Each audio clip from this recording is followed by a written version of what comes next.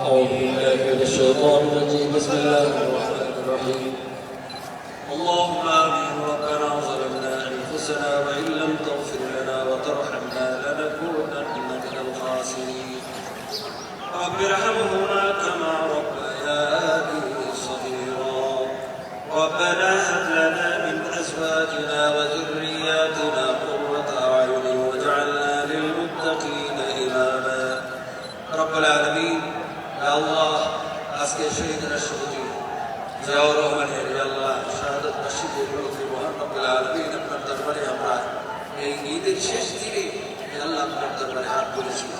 আমরা 2 ঘন্টা যাবত কোরআন কারীম তেলাওয়াত করেছি, দুরূদ শরীফ তেলাওয়াত করেছি। আসওয়াবুল্লাহ বিশ্বনবী মুহাম্মদ রাসূলুল্লাহ সাল্লাল্লাহু আলাইহি ওয়াসাল্লামের রওজায়ে পাকে পৌঁছে দিই।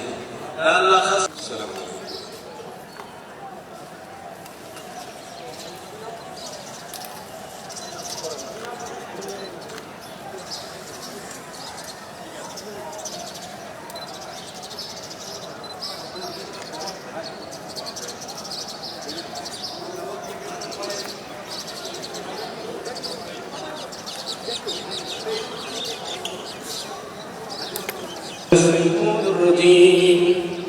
بسم الله الرحمن الرحيم إن الله وملائكته يصلون على النبي يا أيها الذين آمنوا صلوا عليه وسلموا تسليما اللهم صل على سيدنا مولانا محمد وعلى آل سيدنا